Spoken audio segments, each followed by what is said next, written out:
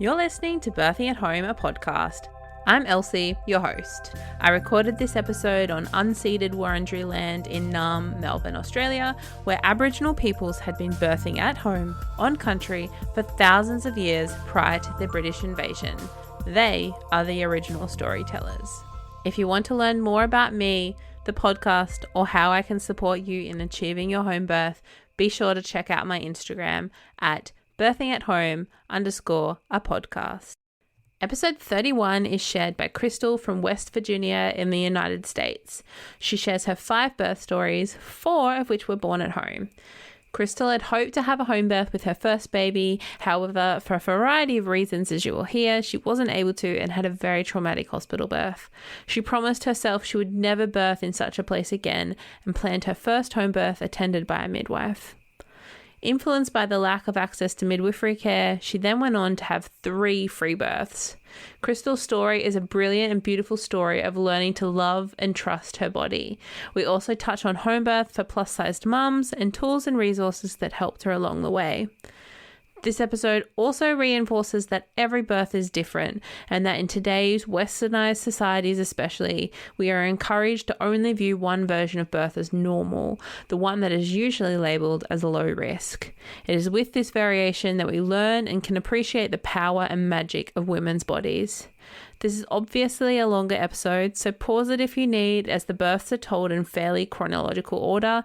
And if you love this episode, please make sure to rate or review it on Spotify or Apple Podcasts, or send me a message on Instagram at birthingathome_a podcast. Enjoy.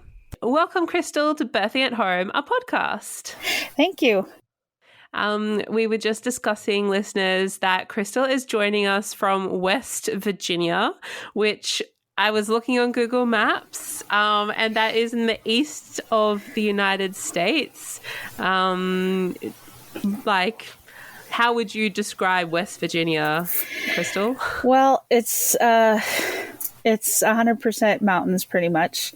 We're in the Smoky Mountains, and we're actually in the middle. It's already kind of a state that's in the middle of nowhere. When people are traveling, it's a pass-through state kind of thing. Yeah.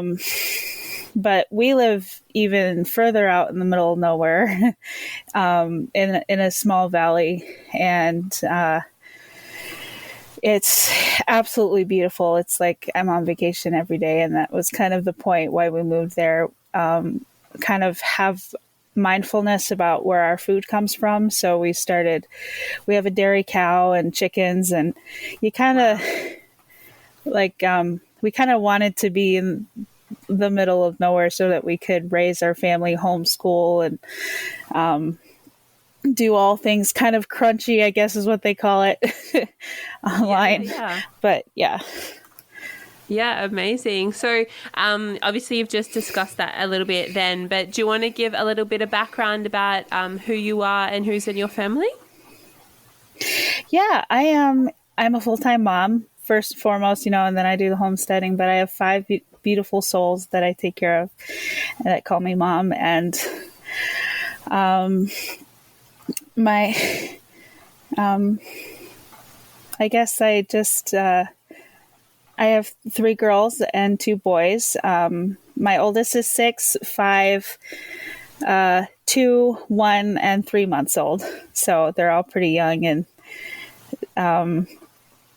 that's kind of my life right now. I'm in the middle of trying to get my herbalist certification for specializing in local herbs, which I'm really excited about. But yeah, that's kind of who I am, and I'm really passionate about home birthing and free birthing, and especially for plus size moms, and helping them know that really it's, in my opinion, birth doesn't really matter what size you are, but it does matter the nutrition that you're getting in your body, and also moving really helps too with the birth and stuff. Just having it again, like I think it's not your size, it's your lifestyle, really. Well, one of the questions I was going to ask, or something I was going to reflect on, is that your littlest is 3 months old, and we've been planning to do this then for I think 4 months maybe. Does that sound right? Yeah, she's almost, well, I guess in like 6 days she'll be fully 3 months. But yeah. Yeah, wow, wow. And do you remember how you found my podcast? Because I think it's so cool that, you're all the way over there, and you came across my podcast. Well, I went on Google and I just was trying to type in Freebirth podcasts and Homebirth podcasts, positive podcasts.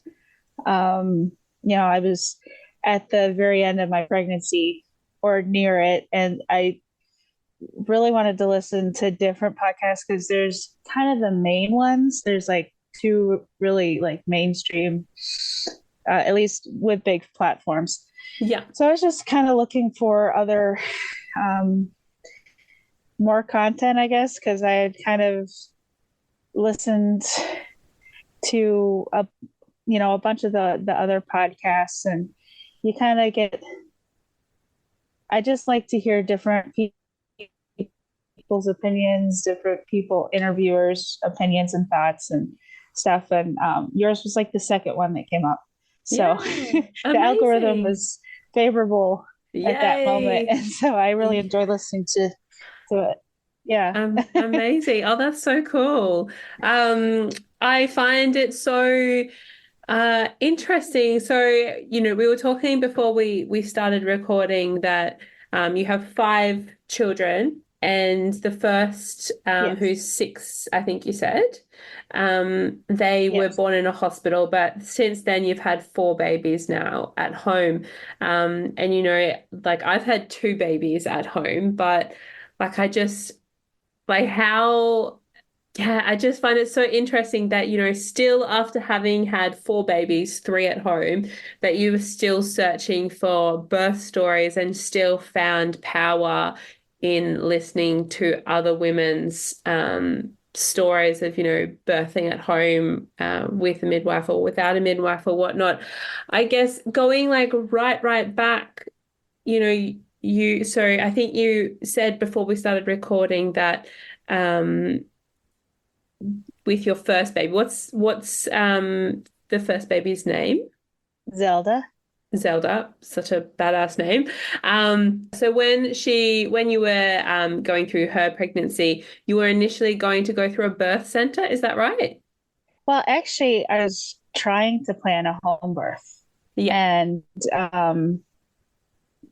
I had actually run into a free birther without knowing it. She had 12 kids. Her Wow. first five were in hospital, and the rest were, I think she had a midwife once or twice, and then the rest were um, free births. Yeah. And I remember thinking, wow, that's really cool. I want to do that. But I felt like I really wanted, what I really wanted was what like a birth keeper is now. Like I just wanted someone to kind of hold space for me and say what I was feeling was normal, Yeah. um, and just kind of like help me through my first time going through what I like to call the birthing portal. Yeah. Um, and I knew of someone, and we were planning on moving to that around that area. She was a traditional midwife, very hands off. But there was a few things that like she didn't like working with first time moms, and she didn't really tell me that. She didn't say straight up she wasn't going to help me.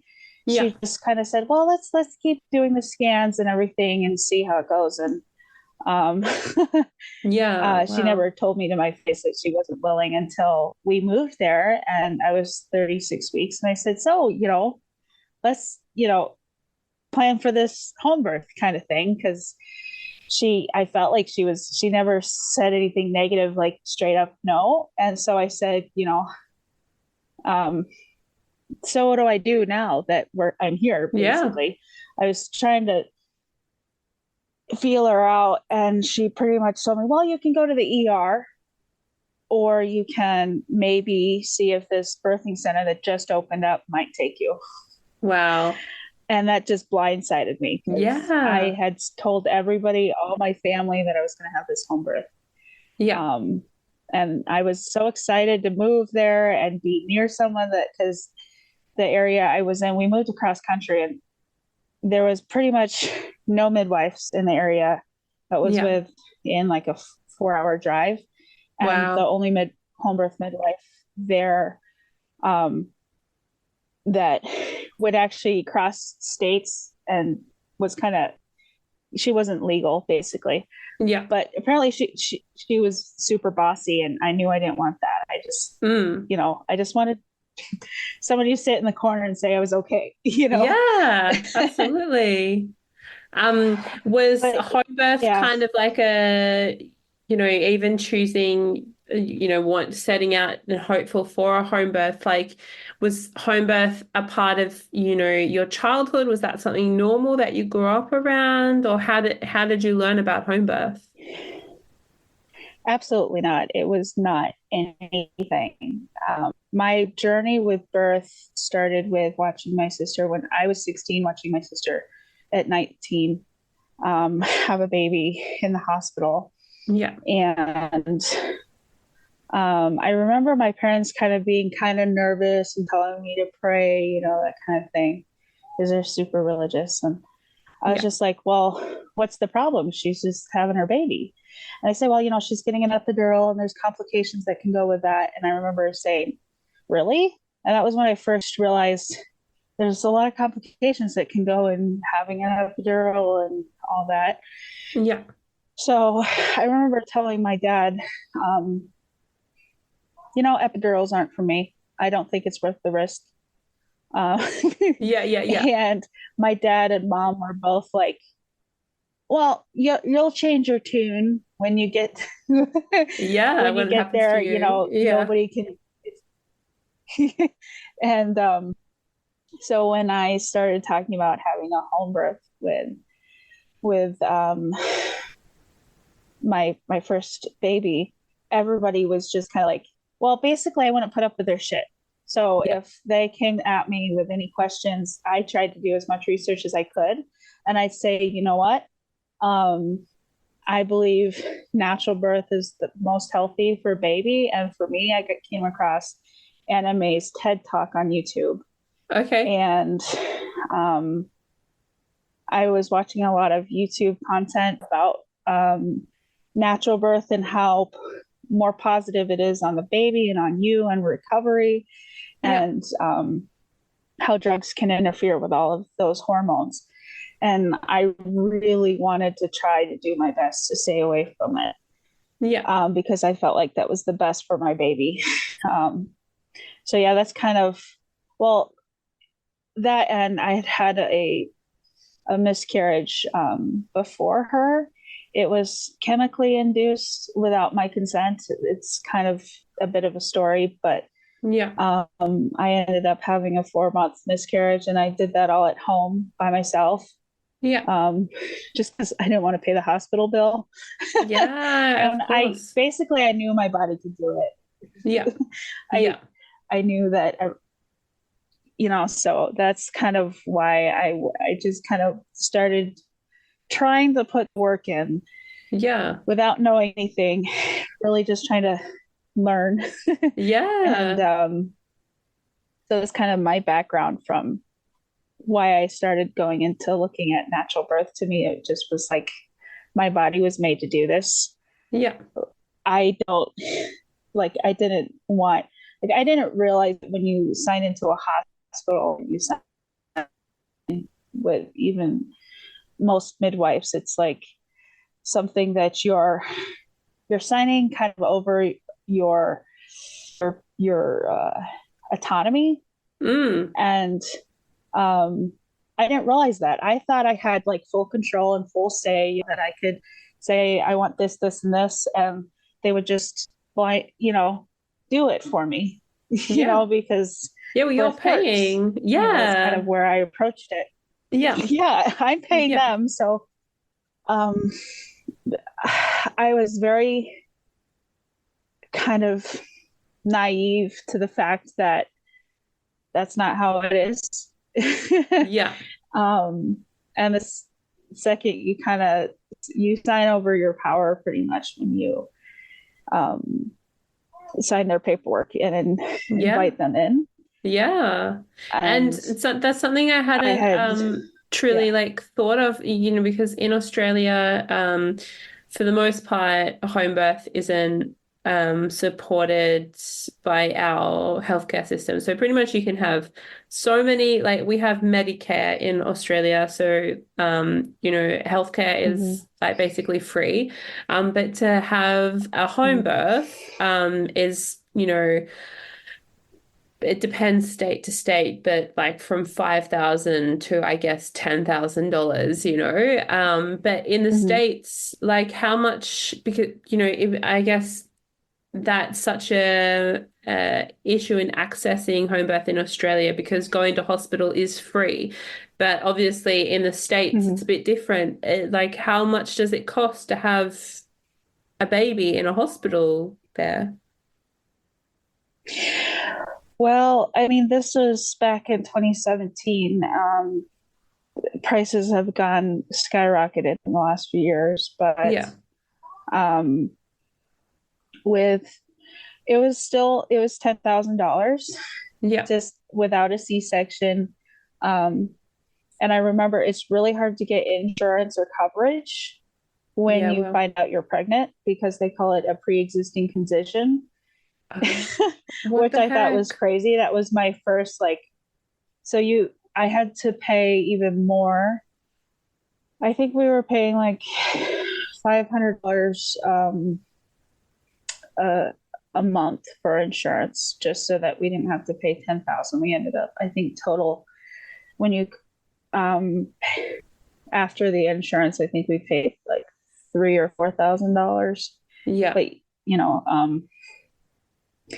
but then also they ended up because of what happened to me in the hospital, they ended up not charging me and writing me a check. So Oh my I goodness. mean, Well, I guess, do you want to, um, shall we start a little bit by, do you want to, I guess, like summarize that hospital birth experience with Zelda? yeah, I mean, I started off with my water breaking. We had just moved, and I was 38 weeks pregnant. 2 weeks after we moved, we had just gotten everything settled.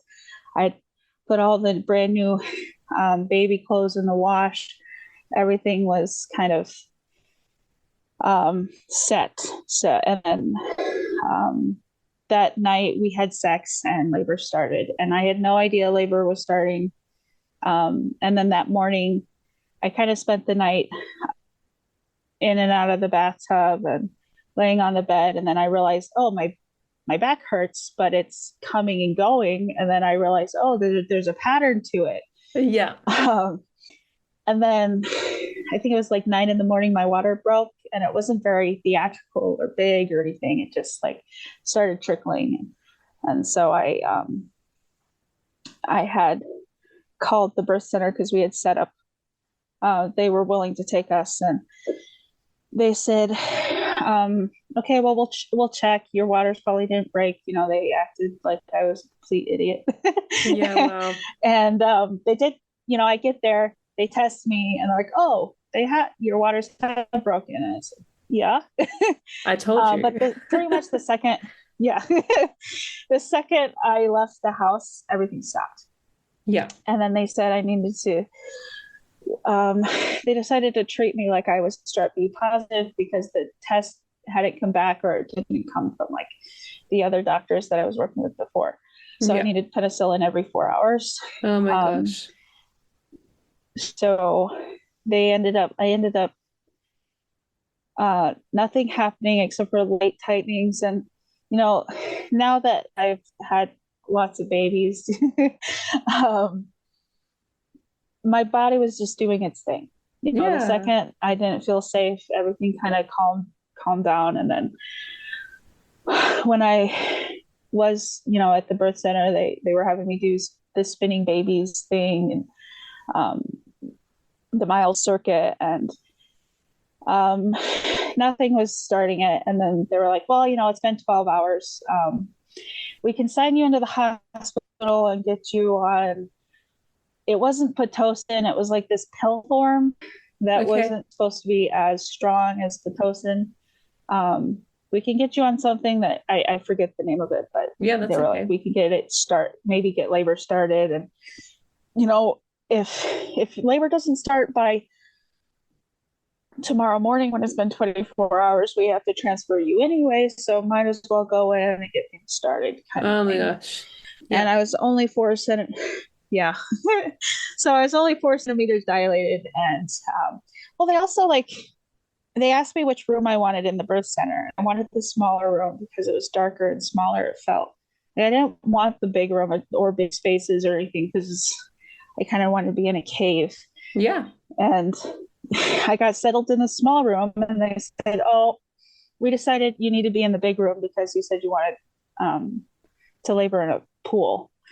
Oh, So then they moved me. So, that was another disturbing thing. So I never got comfortable. And then we go to the hospital. It took forever to sign paperwork. I'm super uncomfortable because I'm kind of in that like halfway birthing portal where my waters have broken. I'm kind of in this like I just want to go home. yeah, of course. And I should have just gone home. That's we should have just said, never mind. Yeah, yeah, yeah, yeah, yeah. But we signed the paperwork. Yeah. um, we got moved into a room. They said it was like the last room because they knew I wanted a water, at least labor in the water. So they gave me a room that had a little bit of a bathtub. Um, so we were there, and then the pill they gave me, of course, I still only had contractions every 15 minutes. They were getting more and more intense, but I was still only 4 centimeters dilated the next morning because I went in at midnight because that was my 12 hours. And then Yeah. the next morning it was still nothing. So they gave me another dose. And then by noon, I was still 4 centimeters dilated. My body was just not having it. I was super frustrated. And I did keep saying to the midwife, I'm willing to do anything except for have a C-section. Like a C-section is not in my story. Yeah, yeah, yeah, And yeah. it's and because I want to have more kids, I want to have a big family. C-section is just no. We'll just do whatever we can to get baby out and then work from there. And I think I was kind of frustrating her because she had been in and out all night, and um, that she said, "Well, let me check you again." Is after the second dose, it'd been like 4 hours after the second dose, and I had told her also that if I need Pitocin, I'm willing to get an epidural because I knew Pitocin can be super strong. I also I even knew it back then that if you don't get an epidural with Pitocin, like the nurses will try to make you feel like you need an epidural. They'll treat you horrible, kind of a thing. Yeah. At least here in the States, it's what they do. They kind of really try to push it on you. So Yeah. Yeah. I was just like, I wasn't willing to fight that when I'm Yeah. already, I've been up for like 48 hours at this point. Yeah. And the pain was still manageable. It was just, I was so tired, I remember. But, anyways, um, she raped me pretty much when she Wow. checked me. Her whole Yeah. hand went up me past her wrist. Wow. And my husband said that I look like the exorcist Oh my because goodness. my bum, like I was 260 pounds at the time. I'm 5'5". I'm a pretty big girl, but I jumped like my butt jumped off the table and back. Yeah. And I remember it was the first time I ever, you remember thinking, if I understand why people like give in to torture because this feels like torture, Yeah. I would literally do anything or say anything to make this stop. Yeah. And I remember involuntary sobbing and begging her to stop. Yeah. Um, and she did something that made me bleed all over the bed. Wow. And then she That's deemed me too sensitive to push the baby out and that I need to have an epidural. And I was just like, this is ridiculous. I already told you I wanted an epidural. So if I Oh got my Pitocin, gosh. because I knew that they do this kind of thing to you to kind of encourage you to take Pitocin, get the epidural. Yeah. So, Yeah, it's just I'm so sad to hear that, Crystal, but it happens in Australia as well, and I guess we're conditioned to believe that because we're pregnant and because, we're having a baby and vaginal examinations and like touching women's vaginas are such a normalized part of being pregnant that it's okay. But like, it's not okay. If someone is touching you in a way that you don't want to be touched and you've not given consent, that's assault. yeah, That is rape. yeah, Like, very it clear. If is. it was And the if it was in frustrating thing is other, like any other circumstances, yeah, everybody would put them yeah, in jail. yeah, And absolutely. um, yeah, and it was, I know my story isn't unique, since then I've talked to a lot of moms that have dealt with stuff like this. I think she was trying to manually dilate my cervix. Um, and I remember whatever she did, she tore something because I bled through 4 different shock pads underneath me and onto this blanket that I had brought from home to make things feel more homey, Oh because I had no. heard that if you bring a blanket from home that has the smell of your home, that could help with oxytocin and all that. Yeah. But anyways, I know Wow. it's not unique, sadly, but it just is what it is. And my husband actually jumped up and instinctively was going to rip her off me. Yeah. And there was someone next to him that looked at him like, don't, because she's the midwife, so let the midwife do what they're doing. Yeah. And he was like, he's so mad at himself. He's like, I should have just ripped her off you, because that was ridiculous and horrible. And that actually got him onto free birthing and home birthing. He was already kind of, he was a tiny bit on the fence. Sorry, Yeah. I'm That's trying to okay. nurse baby here. That's okay. He was very supportive of natural birth. After watching that, he was just like, I'm never gonna let you be in a situation where I say I'm gonna let that happen ever again. Like, Yeah. absolutely not. So let's Yeah. do whatever it takes to not let that happen again. Yeah. Because then, But anyways, I recently recorded an episode with a mum that, stuff was happening, like things were being done to her and whatever, and she was getting emotional about it, as you would.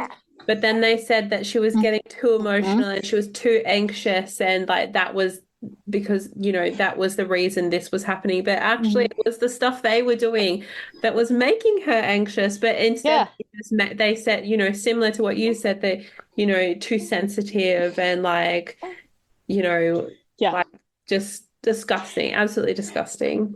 yeah. She's like, clearly your vagina is too sensitive, so you need a more interventions. And Yeah. to me, I look back and I think about, it's like, she put her whole hand and a part of her arm disappeared into me. Like, no. Wow. Yeah. Yeah. But and then I remember, they turned all the lights on. They said, okay, you're gonna get an epidural. And I was just like, whatever. At this point, I'm already super sleep deprived. And I thought, if that is what pushing a baby feels like, I don't think I could handle that level of pain again, which actually, that's not, like, what she did to me was way more painful than any of my other births combined. Like, Yeah. it just Yeah. Yeah. it was Because nuts. But that's not normal, um like that's not normal. Like it's if that's pathophysiology. That's not your hand isn't meant to, your entire hand and arm is not meant to go up your vagina. Um, that's that's mad. no, it's Um, not. so so then did Zelda need assistance to be born after you'd had the epidural or? Well, so they messed up the epidural and scraped my spine, my Oh my bone, and gosh. then he was yelling at me because I went into because right after she did that to me, then they wanted to do the epidural, Yeah. and my body went into shock and it started shaking Yeah. uncontrollably. And I'm like I nude because I didn't want to put the horrible hospital gown on because Yeah. all I could think of is like somebody could have died in this and I wouldn't know. Like I don't want that energy on me. So, um, so true. Oh my gosh, I'd never but thought of that. um, and I was just trying to like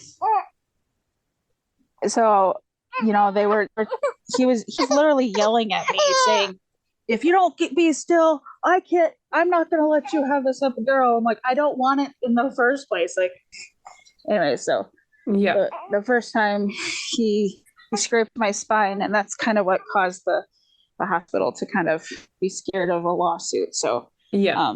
because I had numbness and stuff for several months after, and Wow. but um they after that happened and I got the epidural, I was able to sleep, and then I still wasn't dilated. I was maybe dilated to 6 with the person turned all the way up. And she said, we need to start thinking about a C-section. And I was just like, absolutely not. I can tell my baby's okay. Yeah. And then she's like, well, baby's starting to show signs, just trying to. And I was just like, of course, because I have an epidural and Pitocin, and that's what happens to babies when you have an epidural and Pitocin. Their heart rates can drop, and let's just get this baby out as soon as possible. Yeah. So I said, well, I am laying on my back, and that's not good for me or baby. Is there any way we can reposition me? And I said, I can move my left leg if you can move my right leg. And she said, well, I guess we could drape you over the back of the bed. So I said, okay, let's do it. So me turned around and on my knees and kind of draped over the back of the bed. And 30 minutes later, I was fully dilated. And if I wouldn't have advocated for myself just in that, like, if I would have I just think about that, but then they turn me over, they check me, they say baby's heart rate's still um, going a little wonky. So they said I needed to consent to the thing that they screw in the baby's head. Oh, yeah. So I was just like, okay. I didn't quite understand what it was. Like my brain kind of I hadn't looked into it. So I didn't really Yeah. know what they were saying, but I was Well, it just like, actually, like whatever it takes. when you so I guess, I've never had that experience. I've seen them use it, and obviously I've heard many women talk about it, but it seems actually barbaric, like actually how they like Yeah. what it is. So I don't think your mind, even if it was sort of proposed to you in the moment, I don't think your mind would immediately go to, oh, they're going to screw it into the baby's head. I like so Mm-hmm. yeah, I don't think you can Yeah, be no, I didn't blamed really for think like that. my brain kind of had this like thought of like somehow like would magnetize to the head of the Yeah. or something. My Yeah. brain didn't actually think about, Yeah. so but I was still kind of like, I am willing to do anything. And they said, well, we have to be monitoring her, or you have to go to the C-section. They kept waving that C-section card. Yeah. So I was just like, okay, whatever. And I had already signed the paperwork that I didn't want the hepatitis B vaccine. So they were already kind of, rolling their eyes at me. Yeah. And but it took me 45 minutes of pushing, and they had the NICU team in the room. Wow. And I had over 16 people standing around. And I was a very private person, so it was very overwhelming. I remember having to close my eyes and pretend like I was the only one in the room, Wow. because just the idea that I had at least 16 or more people staring at my vagina was just Mm. so overwhelming that I had to go to a different place in my mind and pretend like, it was just me and my husband kind of Yeah. thing. Um, but, it was pushing. I think I started pushing it at 9 centimeters because they were worried about baby. I knew baby the whole time. I knew baby was fine. Instinctively, I had no worries about the baby. I was surprised the NICU was there because of how much I knew baby was fine. Yeah. And like I said, there was 45 minutes of pushing. She was super impressed that I had like the control I did with pushing. I was pushing very, very well, with having an epidural and everything. Yeah. And apparently, I didn't, I didn't feel anything like everybody says they feel. I knew how to push because I kind of studied that, but it wasn't like I couldn't feel baby coming through my vagina, or I didn't even feel baby's head out. Um, but apparently, baby Zelda was instantly crying the second her head was out. Yeah. And Wow. apparently, that's when everybody just kind of took a breath and was like, oh, she's fine, let's leave, Yeah. kind of thing. And um, then she came out, and I had the people coaching me, yelling at me, 1, 2, 3, 4, keep going. I remember being so out of breath and not breathing. Yeah. It just was kind of a mess. And then they put baby on my chest. They pretended like they did prolonged cord clamping, but really it was just maybe 5 minutes. Yeah. And then they had my husband cut the cord, and then they took baby from me and just put her under the heat lamp. And Wow. I said, can I have my baby back? And she's like, we need to focus on you, honey. You can't have your baby. We need to get this placenta out. And then I looked up to my husband. I said, go be with her, because he was also super nervous because they already, we could tell they already didn't like us, and we're worried, you know, here, and I'm sure it's in a lot of places, just turning down a vaccine Yeah. can get social services involved. So we were Yeah. just kind of holding our breath and like Yeah. trying to be quote unquote good so that we could get out of there eventually, Yeah. without hiccups. So Yeah. he walked over there and was with her, and then they did the fundal massage, and I didn't feel any of it. I was just I remember seeing I did feel the blood clots come out of me, and it felt really weird, like an alien Yeah. type Yeah. thing. Yeah. And I remember she asked me what I wanted to do with the placenta, and I said, just throw it away. And then I heard the nurse say to her, what do you want me to do with this placenta? Should I put it in the bio trash, pretty much? And she said, no, put it in the freezer. And she kept my placenta. So to this day, I have no idea what happened to it. She might have sold it, or I don't know what she did with it. But What the she's like, heck? and I remember like looking at her like, I said to throw it away. She's like, yeah, well, you don't want it, so I get it. It's just like, what in the world? Oh my Like, gosh. yeah.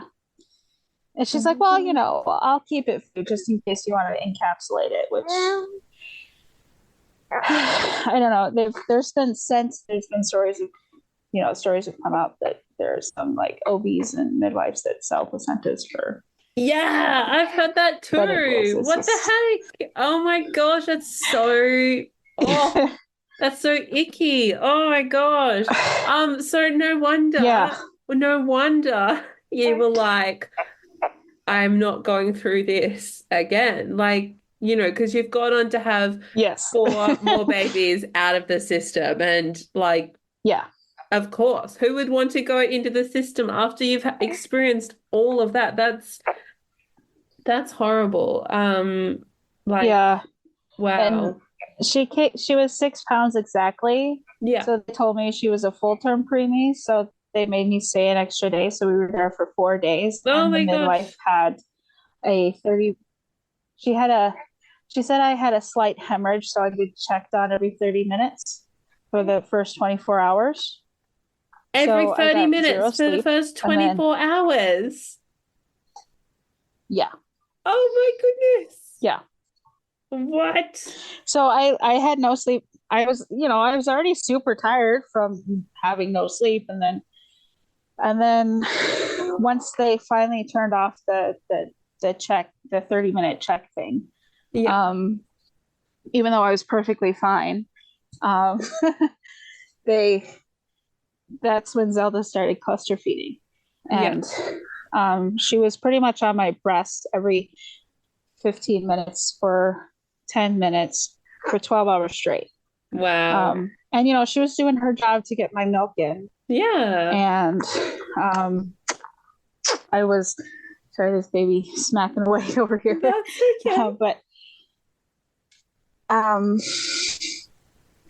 I it was so miserable, and I just wanted to go home. And then I got an E. coli infection from the um, catheter they put in me, which of course the midwife, like I told the midwife, like once I finally got home, then the next day I had to go get a midwife appointment. And because I had stitches, I had a second-degree tear. And I told her, I think I have a UTI. And she's like, oh, you probably don't, but just in case, I'll write you a prescription and we'll get your urine tested. And I'm really glad she did, because like 24 hours later, I came down with the worst fever I've ever had. It was like 104 degrees. Yeah. And I had to get into an ice bath to get it down. But I had antibiotics, so I didn't go into the hospital. Yeah. So postpartum was it started off horrible, and my postpartum was absolutely miserable.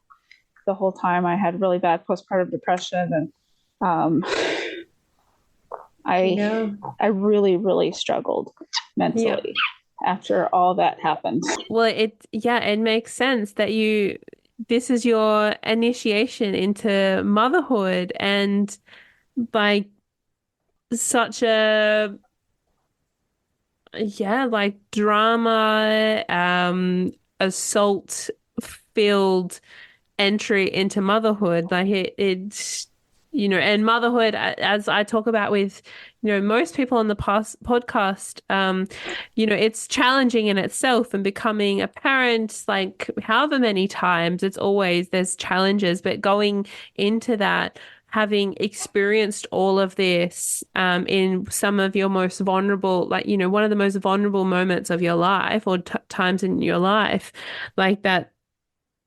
Yeah, like it's like no surprise really that women, you know, develop postpartum anxiety and postpartum depression. Yeah. But yeah, the postpartum was a bit of a struggle for sure. Yeah. And so there's Zelda, and then how old is your next baby? Lazarus is 5. Yeah. So I think they were pretty close. Yeah. so, you discover that you're pregnant with Lazarus, and is it immediate, like I'm definitely not going back to the hospital? Oh, for sure. Oh, Yeah. yeah. I Yeah. mean, we had already planned as soon as we signed out of that hospital. We're like, I will never sign into hospital again unless I'm literally dying. Yeah. Yeah. Yeah. That Yeah. was like we felt like prisoners. We realized it was a very eye-opening experience. It was like kind of a voluntary prison once you Yeah. sign in. And we were just like, we were both freedom thinkers and believe strongly in freedom. And just kind of, for me, because I grew up in a religious cult, it felt like I was just going back into like a medical cult where I had to just do everything the way they told me, and I couldn't ask questions, or else I was treated badly. Yeah. So That's a really good way to put it. I did, like I got Zelda out of like the wellness checks pretty soon, Yeah. pretty early on, because I made the excuse that, oh, I just want to find a doctor that's a little bit closer. So they didn't ask, they didn't push. And then we just decided, we go to the doctor when we're unwell. Yeah. That's what it is. That's what Yeah. it's there for.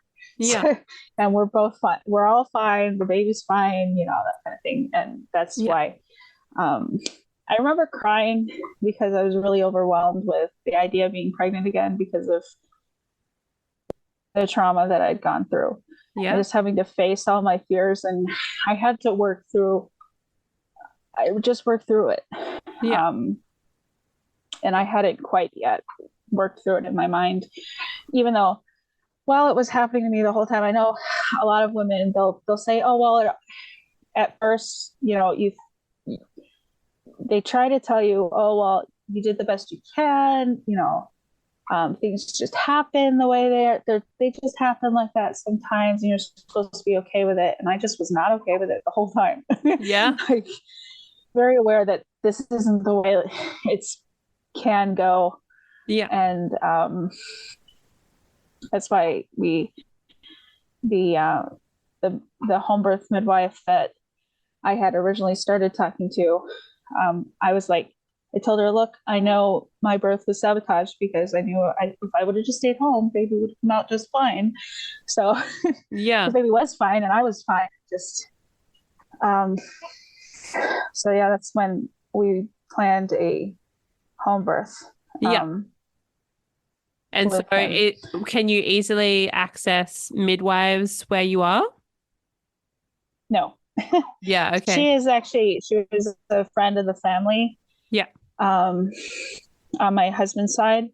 And it was like in that state, they kind of, in a roundabout way, made it illegal. It depends from state to state whether or not it's midwives can work.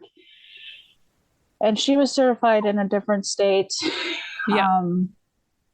through kind of like the traditional midwifery instead of having to go through the nurse, because there's two different kinds here. There's traditional and then there's I think they're called RN, registered nurse midwives or something like that. But so I was kind of lucky that, and she was already pretty much retired. She just did births every great now and then because she was a friend of the family. It was, she offered to do it for free. And I was gonna try to, I don't know, she basically said, you can pay me if you have the money, but I know she knew finances were tight. We kind of bit off more than we could chew with the mortgage at the time. So things were super tight, and my husband got his hours cut. So, at the time we were kind of stressed about that. And so she was willing to do it for us for free. Yeah. And everything went well during that pregnancy. Everything was textbook. Everything was perfect. She did have me go in, and she knew an obstetrician that was had his own practice. It was the only one left in the state that had their own practice that wasn't owned by the big hospitals. Wow. Yeah. And because here there's kind of it's very like there's pretty much Cone Health in that state, that's the name of it, pretty much owned every doctor in that state. He was the last one that still had his license, because they owned the licensing board. Oh my gosh, that's so corrupt. It's very corrupt. It's absolutely horrible. Wow. But he was the last one that was still willing and able to see moms. And you just said you wanted a midwife home birth scan. And just didn't tell him who the midwife was because that's a legal thing and she could get in trouble. So he was also willing to meet you at the hospital if there was complications. So that the hospital didn't treat you like a crazy Yeah. home birther or Yeah. whatever, Yeah. um, One of and those that it hippies. looked like you were under his care. Yeah. Yeah. Yeah. So he he did a scan, an ultrasound, and the placenta was a little bit close to the cervix. Low-lying placenta is what he called Yeah. it. Yeah. And he so he had me come back again, and it had moved. So then he cleared me. So then she was comfortable with doing the home Yeah. birth, and I went 42 weeks with. Well, I went 41 and 5, Yeah. and she did not like that. Like, she kept pushing that I needed to try different things to get baby to start Wow. moving. Yeah. Yeah. And yeah. Uh, do you have any questions about that pregnancy? It was pretty Yeah. normal, really. Yeah, Uh, I guess I'm so curious, like, so you had the home birth with the midwife, and well, I mean we could speak all day if we went into all the details, but I'm yeah, I don't wondering, have to go into the details yeah, of that's all right. them, but yeah. I'm wondering, like, so you heard of Freebirth at this time then? Like, because obviously the midwife, there's already a couple of red flags, perhaps. And like, did it occur to you that, oh, I could actually just do this by myself? Or was it confidence in yourself? Like, did the birth experience with No, I Zelda had, shake your confidence or? well, I always had, I kind of, what I like to call is, like, had my demons. I had this distrust in my body. I was raised to hate myself and hate my body, and see myself as dirty and ugly and horrible. Wow. So I really felt like I needed, like, I wasn't ready to stand in my own power, and I had in my head I might free birth, when I had the experience and I felt all the whole birth. And I still felt like I needed someone else's validation or someone else's, like, experience to tell me that my body was okay and was doing okay. Like, I Yeah. didn't trust my body yet. Yeah. And and she did put a lot of fear in me near the end, because she was just like, well, maybe, you're just too fat to go into birth naturally. Wow. And um I was super active. I was walking a lot. I was doing lots of squats and lunges to try to, Yeah. have the muscle and be able to do it. Um, Long story short, with his birth, I mean, I had back labor the whole time, Yeah. and um, I had contractions on and off for a week, and she had me do castor oil. Um, she hated doing physical exams. Like, she didn't like checking you, which I Okay. think is great. Yeah. Yeah. That's not a um, bad thing. so I actually had to force her, because she said, like, if I didn't go into labor that night, my last visit when she came over, that I had to go to the hospital the next day. Yeah. Wow. And I was just not, like, I didn't even have a bag packed. It was just not in my brain that I would go to a hospital. Yeah. But the idea of free birth, I didn't even know that was a thing. Yeah. So, Wow. Yeah. like, that I was even capable of doing that. So, I begged her to check me, because I knew things were going on. Like, I knew I was pretty much in labor, but and my body, like, I have on and off labor, so it starts, and then it's really, like, my labors are really, they start off super gentle, and I get to take a lot of naps and rest. And she kept telling me to keep moving, so I was, but then I'd go take a nap, and then I'd wake up and I'd have more bloody show. Like, it was Yeah. obvious that the more I rested, the more I progressed, and the more I tried to push myself is when labor would stop. Yeah. Yeah. Anyways, she I finally begged her to check me just because I knew things were happening, but she didn't believe me. So, Yeah. so she did. And I was 6, almost 7 centimeters. Wow. Yeah. Um, she's like, well, technically you're in labor right now. You're just in stalled labor. It's like, well, Okay. see, Yeah, yeah, yeah, I yeah. know my body's doing it. Like, Yeah. but anyways, and then that night, like 10 to 10 to 10:30 to midnight, I had a bunch of contractions and I could no longer handle it after 12:30. I was just like, if this is not labor, I don't know what is. So I'm going to go to the hospital if, Yeah. if it gets like any worse. So I called the midwife and she's like, you're not far enough along. You can talk to me. So I really don't, it would be a waste of time for me to come out. She was 2 hours away. Yeah. So Wow. um, I was like, um, no, I need you to come out and check me because if not, I'm going to go to the hospital because this is incredibly strong. Yeah. And I remember before she got there, I remember sitting and feeling his head in between my legs. Like if I Wow. would have tried to push just a little bit, I probably could have had my baby in my arms. Yeah. Yeah. But Yeah. I felt like I needed to hold him in because I felt like I needed a midwife there. Yeah. Yeah. It was Yeah. just, it was a mental game. And so an hour after she was there, I had him. It was weird. I didn't feel him go through the birth canal, even Wow. though I was not medicated. I Yeah.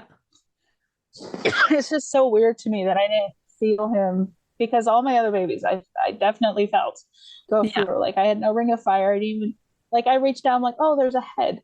Because she's Wow. like, oh, do you want to check? And then the head was out. And I was just like, oh, well, the head's out. Yeah. Yeah. And Yeah. then yeah, and then he he came out and I think 3 pushes. My water broke as his head was coming out. And I was super shocked. I was kind of shocky, not in like a like my I was really out of it. Like I was kind of I feel like my soul kept leaving my body and I was seeing it in third person and I was very much in this like victim mindset, like woe is me, this birth is happening to me, Yeah. this pain is happening. It was kind of like the worst mindset you can be in my opinion, when going through natural labor, Yeah. instead Yeah. of Yeah. being, oh, this is bringing my baby in. Yeah. Um, I had that negative mindset. So I have a picture of me, just one picture of me holding my baby when I sat back, and I thought I was smiling, but I was horribly frowning. I looked like I was rolling. Wow. Oh my But in my gosh. head, I thought I was smiling, but I was just in this like Wow. weird kind of out of body experience because my brain had it as this is traumatic because that's what I was told. That's what labor Yeah. is. But I knew it was more traumatic going to a hospital. Yeah. So But plus, also at this like I point, was like definitely the only experience you've had with birth has been traumatic. So I think that's, also in some ways a natural response that your brain then associates that, well, this traumatic things happen when you give birth. And like, yeah, clearly, yeah, yeah, yeah, and in I was Lazarus's birth, definitely it just afraid of happened. yeah, and I mean I think I had a total of 3.5, 4, maybe 4 hours of hard labor. Yeah. Um, and it wasn't terribly hard um, compared to my other births. His was relatively easy. Yeah. My last was the easiest, but Yeah. my postpartum was still really messed up. Anyways, that was his story. Um, it was amazing though. Afterwards, I was on top of the moon that I did it and my body did it. Um, I was so proud to call my dad and say, Dad, you told me I would never be able to give birth naturally, and I just did, Yeah. Yeah. um, Yeah, and That's then amazing. I had a little bit of a break after him, and my um, the August of 2020 is when I got pregnant with our third, Yeah. What's their um, name? Sasha. It's a girl, and Ah, her name is Sasha. cute. And so when And did you give birth to her in 2020? 2021. 2021. Um, so I knew I was pregnant right away, and with my girls, I know, like almost the second I get pregnant, I know that I'm pregnant. Yeah, yeah. Um, it was kind of amazing to know right away because we had a 6 week miscarriage. I was 6 weeks along. I don't think it was a viable pregnancy. Um, it was just kind of, it was like what I passed at 6 weeks was just kind of like a period.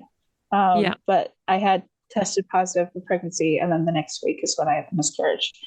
Yeah. Um, and it happened the week of the lockdowns. Oh, wow. Um, and I knew her soul had come to me, like I knew I was going to have another girl. I just wasn't ready then. Yeah. Everything was so stressful. That week, we also had to put one of our dogs down. We had two dogs, and it was just horrible. Yeah. Um, so I was just not ready to carry another baby quite yet. So then, Yeah. um, when I got pregnant in August, it wasn't a surprise. My husband and I were both wanting to have a third. Yeah. So we weren't trying not to get pregnant, basically. Yeah. And I went to a childhood friend's wedding, and on my drive there, it was several states away, and I drove, um, and I knew on the drive that I was pregnant, and I told my sister because my friend lived near my sister. I told my sister, I'm like, I know I'm pregnant. I smell different. And Yeah. my sister's like, you're just being silly. Yeah. Yeah. Yeah. I'm like, no, I know. Yeah. And then, Wow. it was way too early for a pregnancy test to be positive, but, um, you know, like eventually 2 weeks later, of course, I got a positive pregnancy test. And, Yeah. the midwife, she was kind of like, with everything that was happening in 2020 and 2021, she was a little more, she just said, just tell me whenever you want care, or, she basically said I could dictate, how I wanted care in this pregnancy. Yeah. Because in the last one, she saw me once a month after 21 weeks, and, it's very, like, kind of mainstream. And this time, so um, I visited her 3 times, that pregnancy, just to hear baby's heartbeat. She didn't like our stance that my husband and I were taking with everything that was going on. We're basically like, we don't believe in medical tyranny. Like, Yeah. that's Yeah. not Yeah. okay. Yeah. So, it got personal basically Yeah. during that visit. And she all of a sudden decided I had a placenta previa, and that, if I didn't get gone to a doctor to get an ultrasound, because I didn't do an ultrasound this time, Yeah. um, that she knew for sure it was placenta previa, and that I and baby would die in labor. And because I had mentioned to her, at this point in my life, I I just know I don't want cut open. I didn't want a C-section, and if Yeah. that meant dying peacefully at home, that was actually something I was willing to do Yeah. instead of being traumatized again. Yeah. I'd rather kind of let nature take its course, and that sounds kind of funny, but No, but or weird in today's mindset. I think because there's been a lot of conversation around free birth in Australia in the past week or two. I mean, it ebbs and flows, like the Mm-hmm. controversy around free birth, but um, you know, obviously I personally have not had unassisted births, but I do feel like I know a little bit about the community, and certainly it's something that I think more about as well is, this like death and like the acceptance Yeah. of death and um when they talk about unassisted birth and free birth, um there's always a narrative of like being irresponsible because like you could die or the baby could die or like death and like that's the worst thing ever, Mhm. and how could you like not take every preventative step towards, that. But there is within the community like an acceptance of, yeah, like you said, like if that's, yeah, in like birth works most of the time, Mhm. especially in physiological when birth is like left alone, birth usually works. Um, and like this very, very, very tiny chance that you die, like, yeah, at some point we are all gonna die. Like, and it would be so sad and it would be just unspeakably sad and tragic. But I think, yeah, this sort of acceptance does cross your mind that, okay, well, if I'm accepting of these risks and I accept the consequence, and that's like a personal thing. Mhm. Like nobody can determine that for you, right? Right. And at that time, I was already there. So I was Yeah. already in the free birthing mindset, really. Yeah. But honestly, to me, there are things worse than death. Yeah. And um, like I grew up in a religious cult. I was sexually abused when I was very young. Um, I was just done. I was done with abuse, Yeah. and I wanted control over my body. Yeah. And not having control and being abused sexually and physically harmed, and like to me, that's worse than death. Yeah. Again, like consent to it. I just can't consent to that again, and I don't want to watch my baby go through trauma. Yeah. Anyways, I want to do the best thing I can do naturally, and if death comes, then so be it. I've gone through enough bullshit in my life that I don't want any more trauma as much as possible, Yeah. like anyways, and because I had voiced that to her, Yeah. that also ticked her off. She's Yeah. like, no, you need to be willing to let me have say on everything. And Wow. I was just like, I remember crying because I was very angry. Um, but my hormones was making me cry because I knew like she would no longer be in my life Yeah. at that time. I knew what she was saying, and she asked me why I was crying, and I didn't know how to word it right. She's like, well, because she thought maybe I felt like I was going to die, that kind of thing. Yeah. But I wasn't. I was sad that, she had been in my life for several years, um, and in my family's life. And I knew that from then on, we probably wouldn't talk again because Yeah. of what she was saying to me. And Yeah. it was angering. And I knew that she was cutting all ties, and it was just made me sad that she would do that to us kind of Yeah. thing. Yeah. Um, and I asked her, I said, well, because baby wasn't head down yet.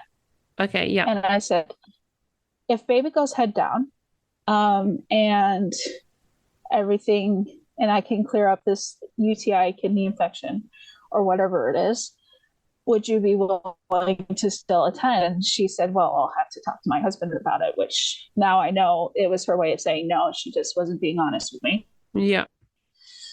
Um, so I still had a tiny bit that thought maybe she might come around if baby went head down. I knew I wasn't going to go to the doctor because I knew I was going to be harassed about getting the new drug that they were pushing on everyone and wearing a mask and all this crazy Yeah. stuff that I just didn't want to go through that.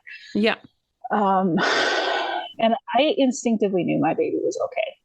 So we did spinning babies and we did moxibustion. Oh I don't know yeah. if I'm saying it right, but Yeah. it's basically the hot acupressure, um, or I don't know what it's called, but Yeah, you I heat up don't this. know too much Yeah. about it, but I have heard of it before. Yeah.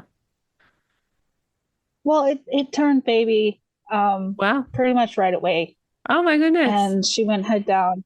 Yeah. Well, once I started treating myself for for a UTI. I started doing all the things for kidney to flush my kidneys, and even though it was a kidney stone, the things can help with that. And within a week, she had flipped and head down, and it was just because my bladder was inflamed, so she didn't want to be down there. Yeah. Yeah. I think she she kept twisting on me. Like I could feel she went head up one more time at 38 weeks, and then she went head down. I was so much, I was talking to her all the time, telling her, please go head down. Mommy needs you head down. And I think I did have a UTI flare up a little bit again at 38 weeks. That's why she went breech again, and then she went head down like 2 days later, kind of thing. She was kind of doing somersaults. But Yeah. Yeah. once she did that second time, she really went head down. Like I could feel her head when I went to pee. I could put my hands Wow. up my vagina, feel her head right there through my cervix. She was Wow. head down. Yeah. Yeah. Yeah. Yeah. And instead of, because we had set aside money for the midwife, we were actually going to pay her this time. Yeah. And we wanted, because we had the money. Um, and because she canceled on us, pretty much, she just ghosted me. Once I Wow. told her, baby's definitely 100%. At 38 weeks, I told her, baby's 100% that head down. Um, my I sent her proof with the P test strips that my UTI was cleared up. There's no blood in my urine. My ketones were fine. Everything was fine. Yeah. But then she ghosted me. She didn't talk to me again. Wow. Wow. And So I keeping in called up mind, my sister. like, for the Yeah, listeners, like, you've said previously that like this particular midwife lived like 2 hours away, and like there's not really like just midwives around that you can easily just get another one. no, no, exactly. Plus, she told me that you had to be kind of in the community and on social media for people to kind of trust you enough to, Yeah, like, you got wow. to be in the Facebook groups and all that. And I had deleted my Facebook in between second and third baby because um, I was having issues with having left the cult, and Yeah, wow. family issues, and there was just a lot of drama that was happening, and I was just like, Yeah. no, it's not worth it, so I'm going to delete my Yeah, Facebook. So I of did. course. Yeah, yeah, yeah. um, but anyways, yeah, so I, at 30, so at 34 weeks, we ordered uh, the birthing pool because we realized we probably wouldn't have hers to borrow.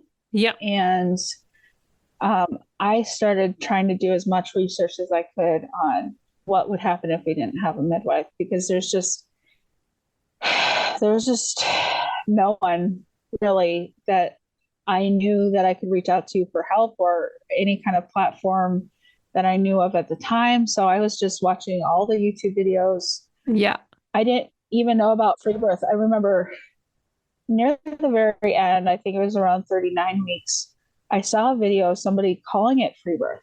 Yeah. I thought, that is so cool. Yeah. Like, because I was trying to search home birth, unassisted home birth, because that's all I knew it was called. Yeah. Yeah. Um, and one of the mamas called it, like, she labeled her video unassisted, but in the video she mentioned, she called it free birth, and I was just like, oh my goodness, I love that term, that's amazing. But I didn't know that there was a community that was growing, at the Yeah. time, because of the COVID restrictions and all the craziness that was happening in the hospitals.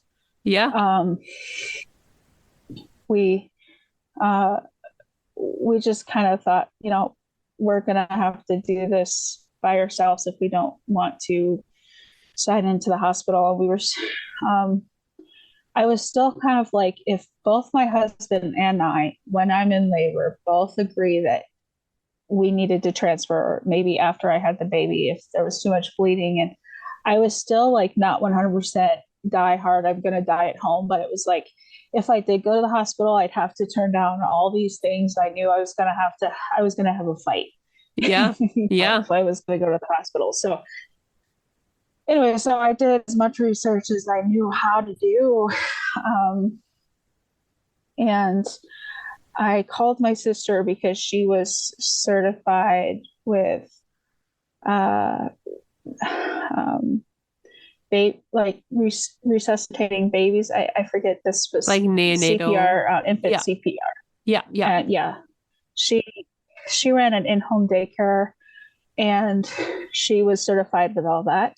Yeah. So I felt like that was the most I was worried about. Like I wasn't worried about my body Yeah. because I knew that I would know what to do, but Yeah. um, I just didn't know how to navigate a newborn if the newborn came without. Um, oh, and I forgot this. I didn't know it was a girl Yeah. at the very beginning because I knew right away when I was pregnant. I thought it was a girl. Yeah. The midwife assured me that her heartbeat meant that it was a boy. Wow. And so the midwife had me convinced that it was a boy, and I kept having this dream of this spirit baby coming to me and talking to me in this dream. Yeah. And it was always like it was kind of funny because the baby was looks like, oh look, I've got a penis, but it was like there was always like I'd kind of keep looking, and behind this boy was a girl. And I kind of wonder if it was just her humor. She was just kind of like, well, if you think I'm a boy, then. Yeah. Yeah. Yeah. But Yeah. anyways, Yeah. it was that. But yeah, Wow. all of that to say, um, I had my sister come in because I felt like I would like to have a little bit more support of somebody that knows how to resuscitate Yeah, of a course. newborn. Yeah. Yeah. Yeah. And then I remember I got placenta release tinctures, I got anti-hemorrhage tinctures, and I I had the birth pool ready. I set everything up. My sister and I had the best 2 weeks because she came in after 40 weeks because I was pretty sure I was going to go past my due date, which I did. Yeah. And we paid for a rental car for her to drive out to us, and um, we paid basically what she would make for during those 2 weeks of working Oh, with cool. her job. Yeah. We covered her paycheck for her so that financially she could handle it. And Yeah. it was such an amazing time. Like she helped me organize my house. We just spent time healing and talking about our past, and Yeah. kind of like, Wow. I don't know, it was magical. It was the most beautiful time. And she was a little bit nervous about natural home birth because she'd only had hospital births. Yeah. Um, but she was excited to help me. And yeah, that at the about 24 hours before she needed to go back home, um, I I was kind of having that on and off labor again, like I had with my second. Yeah. So I we did the Rembozo trick where you shake the belly. Oh, yeah. Yeah. You invert. We inverted for a little bit, and then we shook the belly with a Rembozo, Yeah. and we watched a movie together. Yeah. And um, it had a natural unassisted birth in it. Actually, it's Oh, called Mamma wow. Mia, Here We Go Again. Okay. Yeah. And Yeah. there's Yeah. this. It's a little musical, and there's a little free birth in there, and Yeah. it's not super negative. Yeah. So she was really excited to show me this movie, and she had watched all the episodes of Call the Midwife or some that TV Yeah. Yeah. show. Yeah. Yeah. Yeah. So she was all excited about it, and we were able to really bond like we'd never before. And Wow. then it was just a magical time. I went into labor. I labored till about like 5 in the morning by myself. I slept and I tried to let them sleep, but she had spent the whole night cleaning the house top to bottom because um, she just wanted the house to be perfect when I went into labor. And then, but she was kind of really tired when I went into it because I woke her up around uh, 7, I think, is when I felt like I started needing help because Yeah. I labored sometime in our bathtub. And so she started rubbing my back and um, they, I am, it was my husband and her, and my neighbor wanted to come see the birth Oh, wow. because um, we were making friends with her, and she really wanted to come see the birth, and so we rang her up to let her know that I was in labor, and um, she peeked her head in, but she had to go to work for a few hours and then come back, and Yeah. around 9 o'clock I got into the pool, and she came in I think around 1, and that was right before transition hit, and she Yeah. smelled like chlorine. Oh, And yeah. I kindly told her to leave Yeah. Oh because I my was like, "Can you gosh. just go watch the kids?" Because the Yeah. older two, because I couldn't handle her smell, and Yeah. I like part of me felt bad because I knew she really wanted to see birth, Yeah. but I just was not having, I No. I didn't want to be a show for anybody, Yeah, of and that's kind of course. what she wanted. And anyway, so Yeah. she went and watched my older two kids, and transition hit. And I remember saying to my sister and my husband, I was in the pool and leaned over, and I looked at them and I said, I can't do this. And they said, you are doing it. And then I said, shut up. Yeah. Yeah. Yeah. Don't talk to me. My water didn't break until I started pushing again. I waited till FERs kicked in, and the fetal ejaculation reflex. Yeah. And um, my water broke with the second push, I think. Yeah. And just when the guttural sounds kept, and they got all excited because this whole time I was having them pour water on my back Oh, because the yeah. massaging was helping until my back turned raw, even with massaging lotion and stuff. Yeah. Because I was really needing them to dig in there, and it was working. So then they were pouring water on me. It's funny because when the pushing phase hit, the pouring water on me was just not helping, Yeah. and it was actually distracting, but I couldn't vocalize it. And they were also like, they saw my water break and they got super excited. So they started, like, my husband was already pouring water on me. And so my sister grabs a bowl and starts just splashing water on my back. And I'm No. just like, this is really over, this is overkill. Yeah. But Yeah. they were super excited. So, Yeah. and so was I. So I just kind of let it be. And then, Yeah. um, But so much um, oxytocin then as I, well. And like also, like you're surrounded by safe people. Like, yeah, like yeah, they're there for you, not because they have to be. They're there for you. And that's really right. beautiful. The support and love and just like the trust, because my sister 100% trusted me, Yeah. and I was still 100% trusting me. And my husband, he was the first one that said, like, why do you keep, because I kept trying to reach out to the midwife, Yeah. and it's like, why do you keep reaching out to her? You got this. Like, Yeah. he trusted me way more.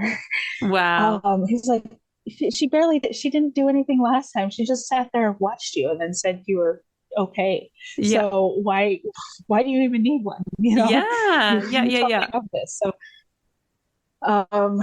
he was super supportive, and um, I I did feel like I had to face, like, right before I went into labor, I felt like I had to face this, like, because I felt like she had kind of cursed me because she insisted that I was going to die in labor, and I felt that curse of death on me. So I definitely had to work through that fear. Yeah. Um, but yeah, and I remember definitely feeling baby's head come out, and I was just like, oh wow, feel her. This hurts. Yeah. And my sister says it's supposed to hurt, and then it was like, Yeah. okay, yeah, I know Yeah. it's supposed to hurt. I just didn't feel it last time, so. Yeah. Yeah. Yeah. Yeah. Yeah.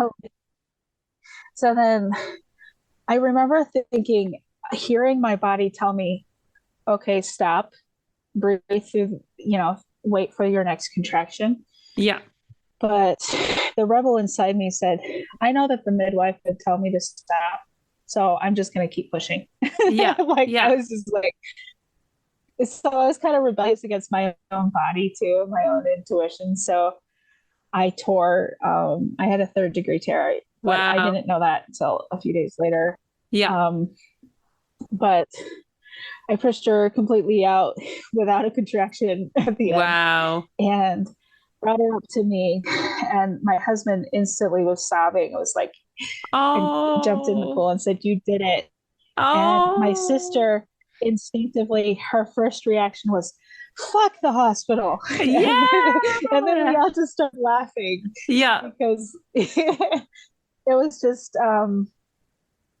so beautiful. And I sat back, and then my sister says, "What's the gender?" And it's just like, "Oh, I didn't even think to look." Yeah. Yeah. Yeah. And my husband had thought that I was like hiding it from him. Like, everybody thought I had saw the gender. I just wasn't telling anybody, but Yeah. I wasn't even thinking that yet. I was just happy. I had a beautiful, pink, perfect baby in my arms. Yeah. And um, and then I looked down, it was girl. I was shocked because the midwife had The convinced me midwife it was was a boy, and wrong. I wanted a Yeah. girl secretly the whole Yeah. time.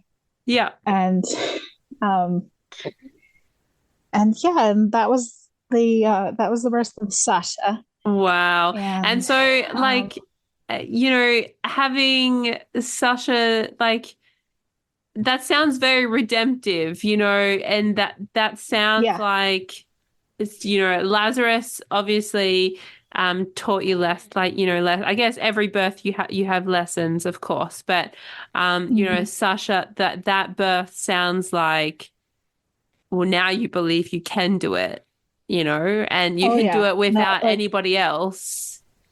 and I didn't have to look to anybody. I knew, like, her birth, like his Lazarus's birth was okay. My body can do this, but um, I still didn't feel like my body was okay. Yeah. I don't know why. It didn't feel good. But after having Sasha, I remember for the first time in my life looking at my body and loving it and being like, Yeah. my body is so amazing. And powerful and And strong, and you created yes, exactly. life, and yeah, And wow. it was just amazing because I've had body images since I was little. Yeah. So it was just so awesome. And Yeah. I you know I I didn't feel out of control. Transition wasn't an issue. I never even thought about the hospital. Um, the placenta came at an hour and 15 minutes, and at the time I didn't know. I only had Dr. Google for the placenta. Yeah, yeah. um, Thank you, so I Google. the Google said that I had an hour to Oh, wow. release the placenta, and then Oh I my gosh. worrying. So my sister was like, "Well, it's been an hour and a half. Maybe we need to get you out of the pool. Try different things," because I was starting to get worried about it, Yeah. which I didn't need to be. But the second I stood up and tried to lift my leg up to get over the pool's edge, the placenta just fell out. Yeah.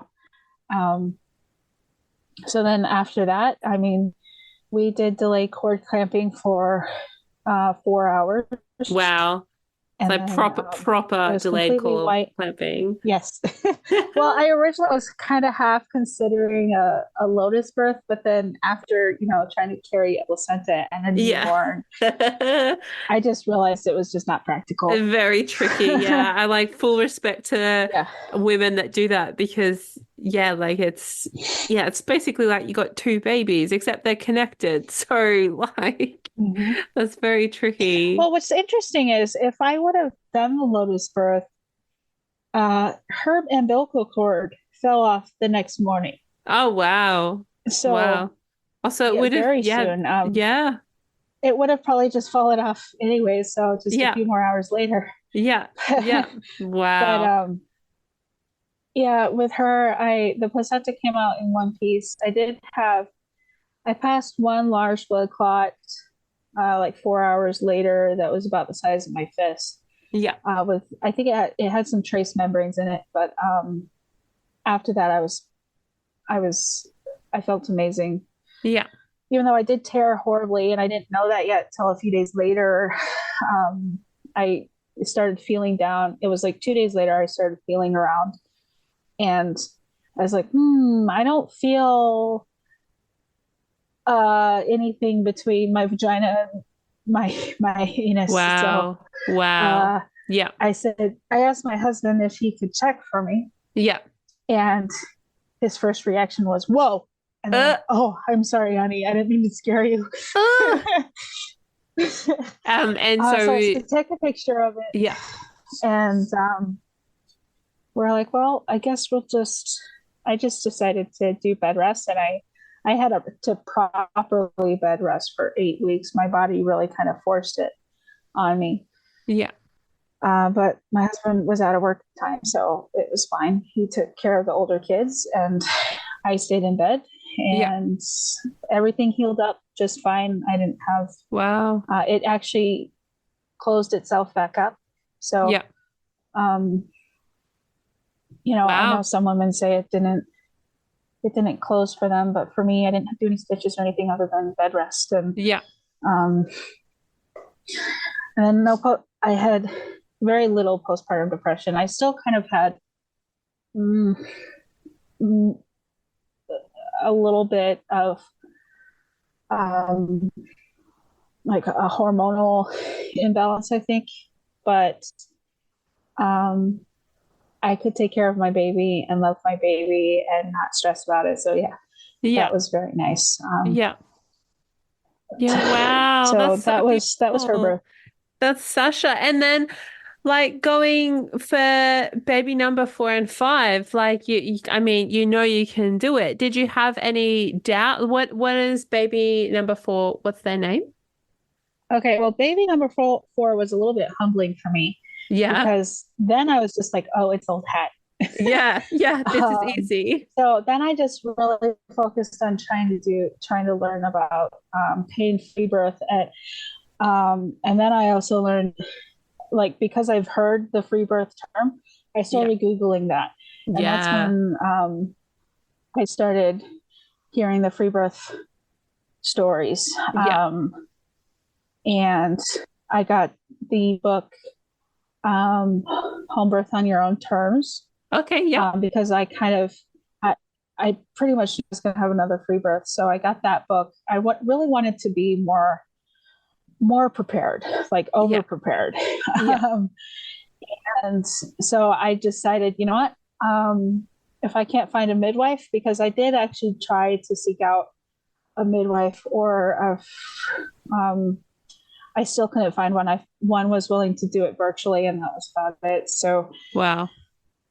in my area. So then I was just like, well, I will be my own midwife then. Yeah. And so I wanted to learn everything I needed to learn and more so that Yeah. I could feel comfortable in being my own midwife and Yeah. all the emergency situations and stuff. Yeah. So Yeah. Wow.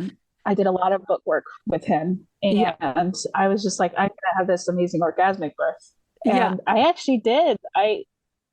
Um, with him, I had my own fetal Doppler, and well, see, the problem is I didn't know I had a period in September, and then I didn't get a positive. I got a positive test November 21st, the 22nd, because it was the day after my birthday, and my kids were out playing catching leaves because it's fall around that Yeah. time in the state that we were in, and um, I actually had this like really spiritual experience where I was really sad that my energy was low. I didn't know I was pregnant yet. And um, it was that first trimester kind of lull.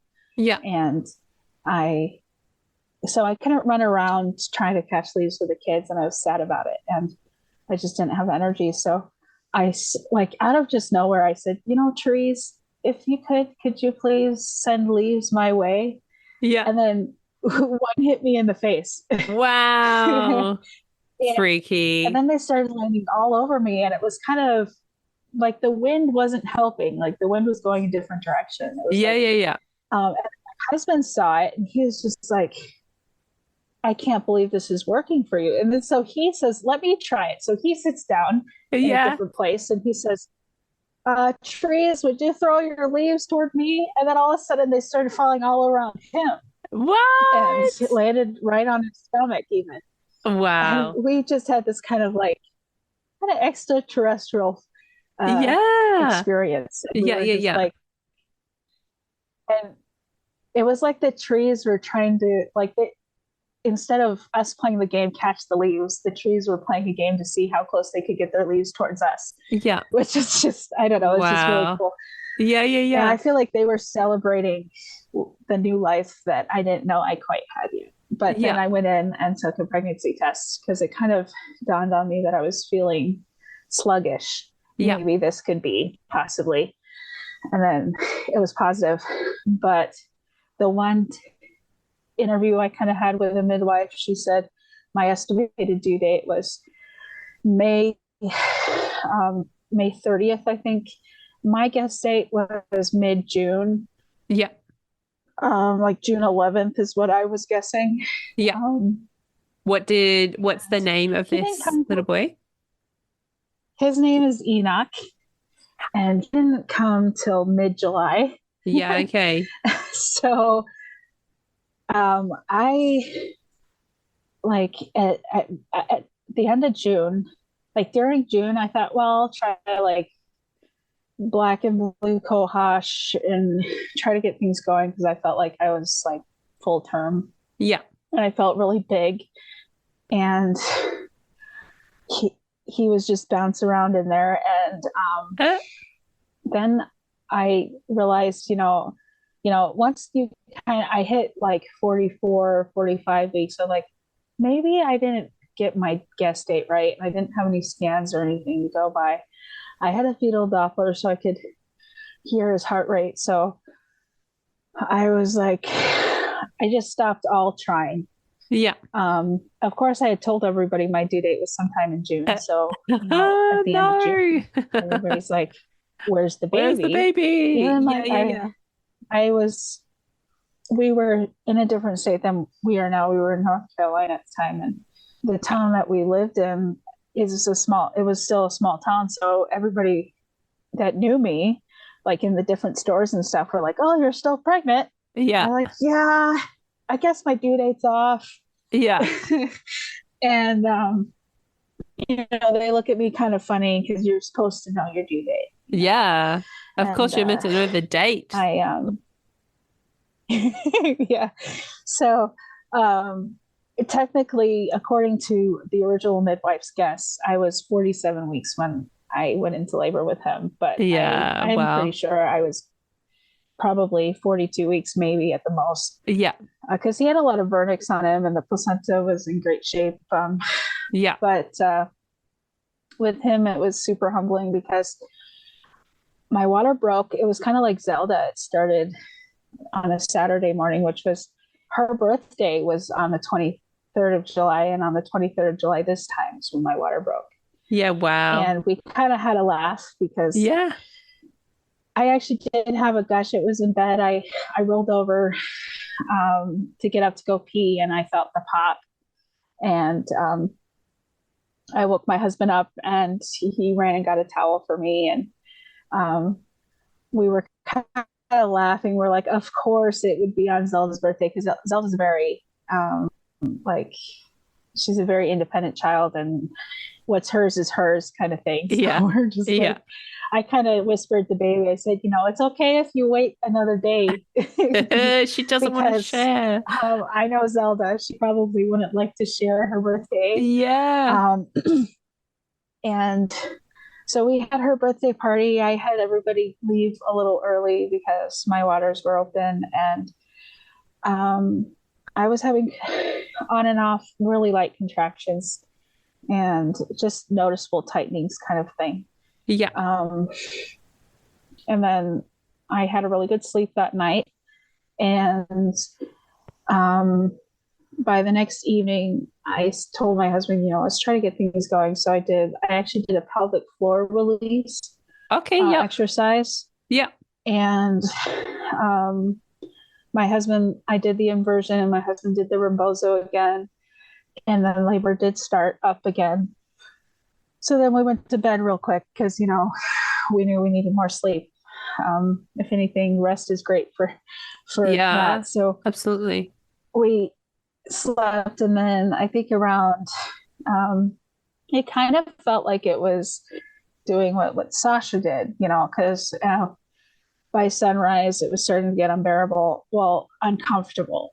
Because this time around I was really doing the relaxing through and letting them come instead of fighting Yeah. it. So instead of tensing, I was really trying to relax my body through them. And then I remember like I self like um like I massaged my clitoris a lot through the contractions, and it was really helpful. And I was actually like kind of almost orgasmic. And Wow. by 10 in the morning, I checked my cervix and I knew I was fully dilated. Yeah. And I looked at my husband and I'm like, oh my goodness, I'm going to have this baby really soon. This is exciting. Yeah. Like like I started laughing. Yeah. And I was so happy and excited. And I could feel his head up behind my pelvic bone. Yeah. I could feel it. I knew I was fully open. I might have had, I don't think I had a lip really, but then noon came and baby wasn't here.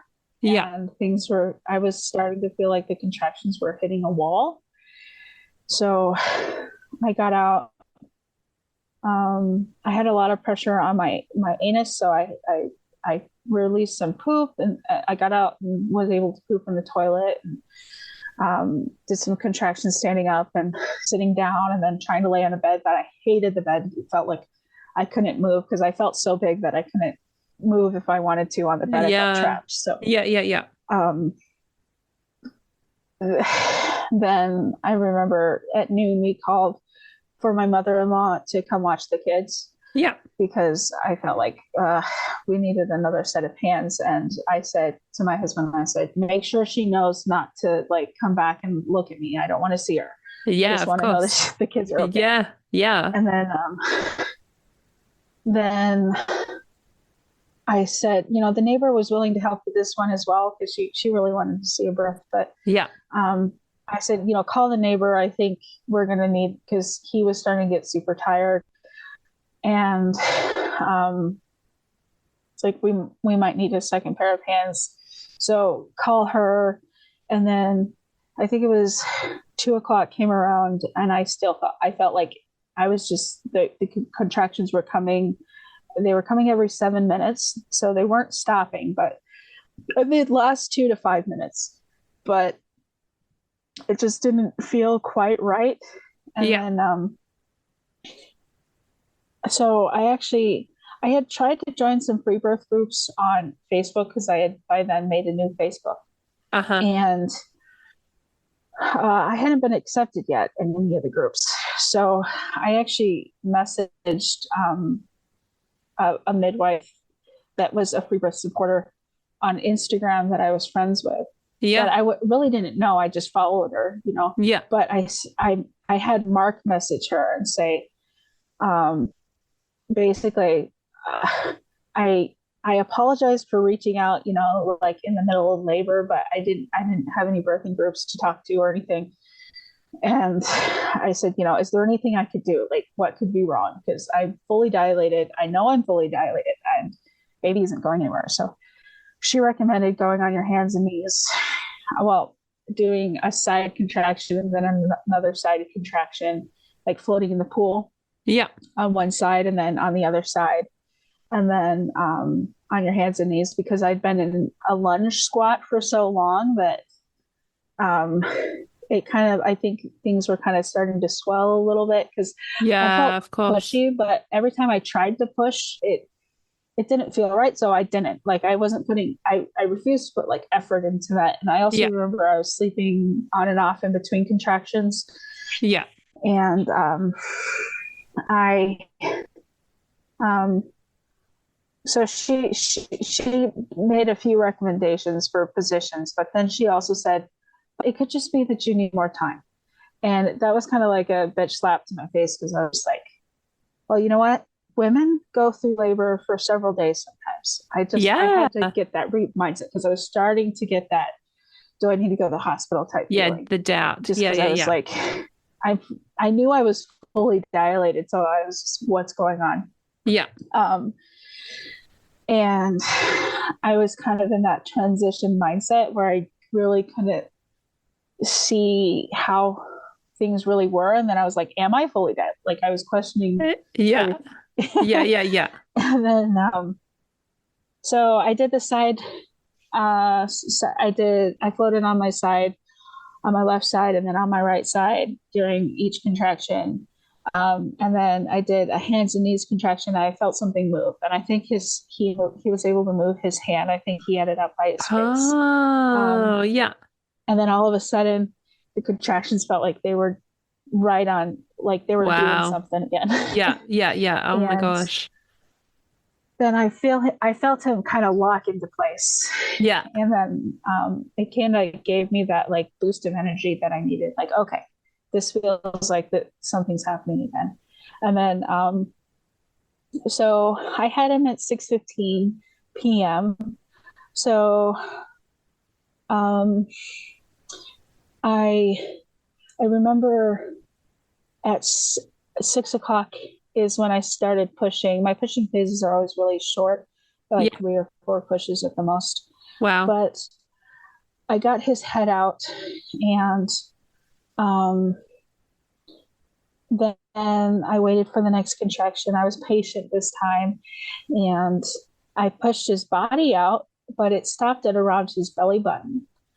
And then I felt this right after I got his head out, I started feeling this sharp pain up at the top, and I knew the placenta was at the top this time because I Uh-huh. could hear it with the Doppler. And Yeah. I felt this really sharp pain that didn't stop after the contraction. And then I thought, I just need to get this baby out. So with the next contraction coming, I pushed baby, and then I felt something like tension. So I Yeah. just Okay. bared down even harder, Yeah. and I felt like a rubber band snap Huh. in my vagina, but I didn't quite know what was going on. But baby shot out of me like a rocket, and I grabbed him, I pulled him up. I didn't tear, but I pulled him to my chest. We looked at the gender. It was a boy. We were excited. But then I had a contraction just hit me like pretty much right after that. So I said, Yeah. honey, can you take the baby? So he was prepared to get in the tub to to Hold the baby. to hold him. Yeah. And he's like, okay, where's the cord? And we looked down, and the cord was cut, Wow. like 2 inches from his belly button. It had Wow. snapped. Wow. Oh my And goodness. um, we were just like, oh, and it was completely white. There was no bleeding. We're like, he cut his own cord. Uh, Like we were all prepared to have this delayed cord clamping and yeah. all of this stuff. Wow. Oh my goodness. Ceremonial. Yeah. But he cut his own cord. Yeah. And I wonder that if that like I think he had to be in just the right position, and I had to be in just the right position to birth him. But he came out perfectly pink. We weren't worried. That's why we didn't check the cord, because he looked amazing and beautiful, and Yeah. was instantly alert and breathing and crying. And he was a little bit raspy, but about an hour after I birthed, he spit up um, some something or another. Yeah.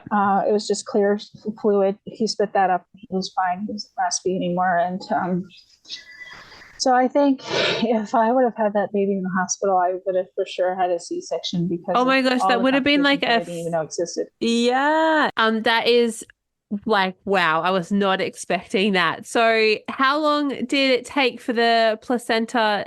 Like, and what did you do? I'm so curious. Was that like a like panic or like, oh my No, goodness. we were like, well, baby's fine. The cord is white. We checked to make sure it wasn't bleeding. We did clamp his cord just to make sure he didn't bleed out or anything, but it wasn't bleeding even. It was just like I it was we were speechless, honestly. Yeah. Um, and the placenta, that contraction where I like doubled over and like, honey, take the baby, Yeah. um, was the half the placenta. So the placenta had ripped off the wall of my uterus. Wow. Um, so then I kind of went in like, because when I pulled the placenta out of, because it pretty much fell out of me, but Yeah. um, when I took it up out of the water, I knew for sure that it was only like half the placenta. Yeah. I could just tell. So then I was like, okay, I need to get out of the water. I need to lay flat because, I had studied for if you have hemorrhaging and stuff, and I knew I was bleeding. So um, I laid flat. I had him lay the baby next to me so I could like have the baby on my chest while I massaged my belly. I just instinctively did a fundal massage without even like, I was doing it to myself. I wasn't harming myself. So I Yeah. massaged my belly Yeah. and kind of like what I had read on how to, like, if you are having a little bit of a hemorrhage, how to try to help that wound close up. So I just kind of went into like, kind of, I don't know, I felt like I kind of went into badass mode and was just like Yeah. instantly taking care of myself. So Yeah. I had him giving me anti-hemorrhage tincture. Um, and I had womb strange. Um, so I was taking that and every 5 minutes under the tongue. And um, I felt a heaviness in my womb. So I was like, okay, I need to go to the bathroom. I need to go sit on the toilet. Yeah. And so I got up. Um, I was losing blood, but um, I wasn't, I don't think I was hemorrhaging at all. Yeah. I didn't feel weird or anything. So, but I knew I had more placenta to pass. I knew like this was kind of something I needed to really take care of. So Yeah. I walked to the bathroom, and right before I got my bum on the toilet, everything fell out right Wow. in front of the toilet. Oh my So there was a huge goodness. splash. Um, and then I got a little bit like there was a few blood clots I did get in the toilet because I was on my way sitting. Yeah. But so thankfully my sweet husband cleaned that up for me. And Wow. he Oh said my it was goodness. absolutely gross, but I was like, oh. Oh my goodness. And so after that, everything was past and I could tell the bleeding calmed down and I could rest. Like I knew instinctively listening to my body that, I was now able to rest. Like I didn't need to be in like self prep, I didn't need to worry anymore. So, Yeah. Yeah. Yeah. I think And I remember hopping in the shower and cleaning off and stuff. Yep. did you tear again? Because obviously with Sashi you had the third degree tear. Did anything happen with tears? No, I didn't tear. I think I had some minor, like, when the cord snapped in my Yeah. vagina, I guess what they would call like skid marks or something. Like, Yeah. I remember I was slightly sore there, Yeah. um, like a rug Wow. burn type feel inside my vagina, but I Yeah. didn't tear. I didn't have any excess bleeding.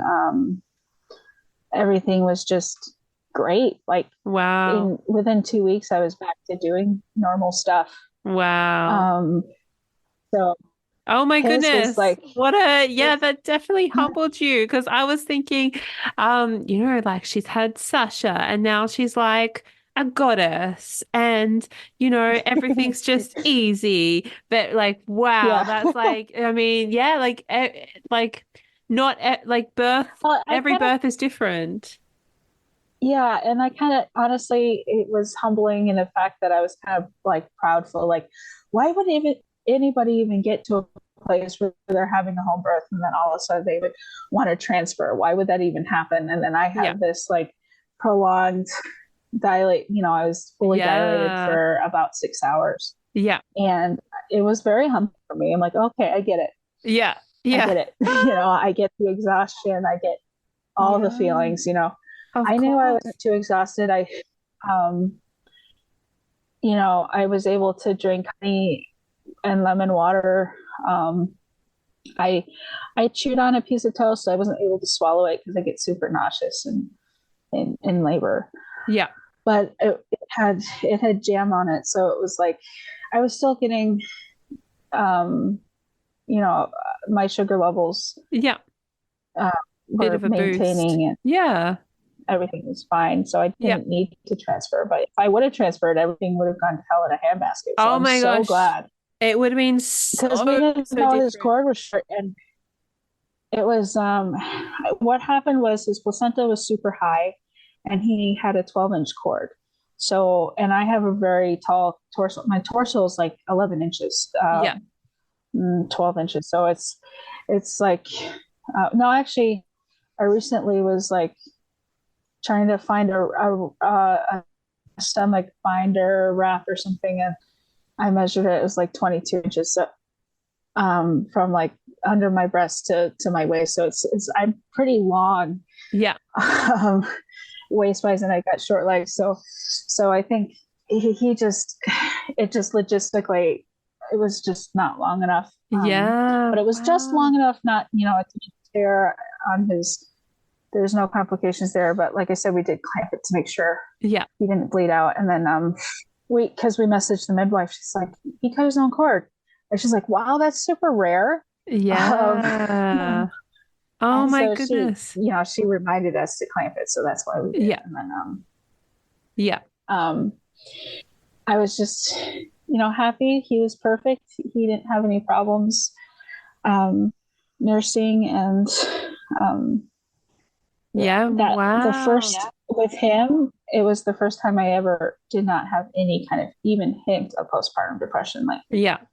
um, which was such a night and day difference that it was really um, really amazing to be able to take care of my baby, even in overwhelming times when he's crying or cluster feeding, Yeah.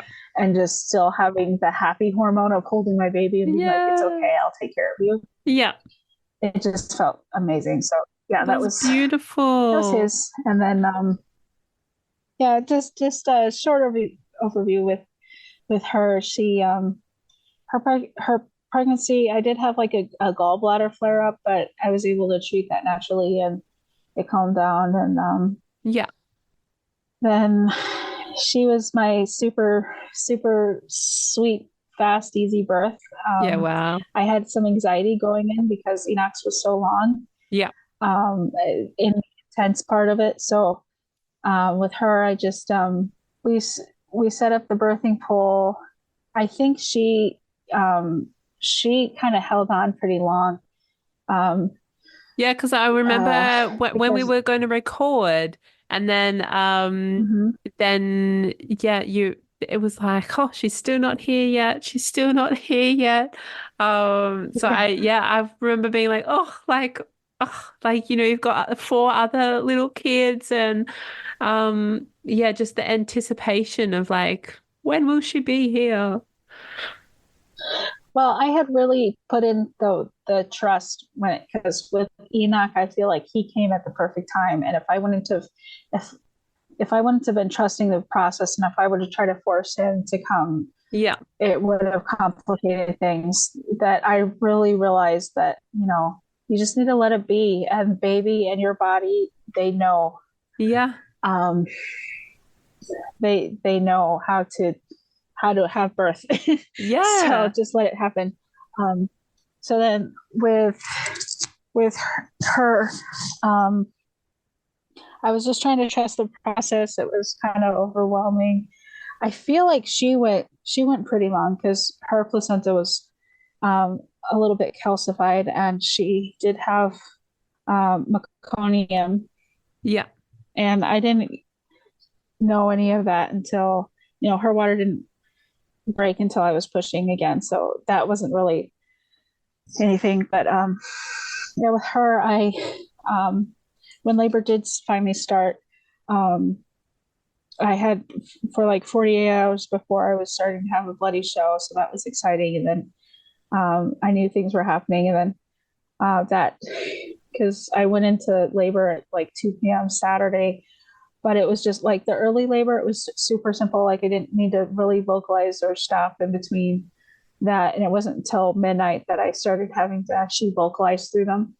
So it was just like I felt like baby was a little off. So I did some things to help her kind of because she was in my right hip and Yeah. her head was like in my right hip. I could feel the pain in my right hip. So her head, she finally shifted after we kind of helped encourage her. I was talking to her throughout the whole thing. And then Yeah. we, I thought it was going to be all night and then into the next day. So I told Mark to go take a nap on the couch, and I was going to go do the hard work in the bedroom, Yeah. try to let him sleep so that he could be ready for the long haul is what I thought. So Yeah. then he um he went to take a nap.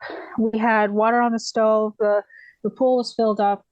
The house was at like 85 degrees because of the moisture in the air, and Yeah. Yeah. because we were heating our house with wood, anyways.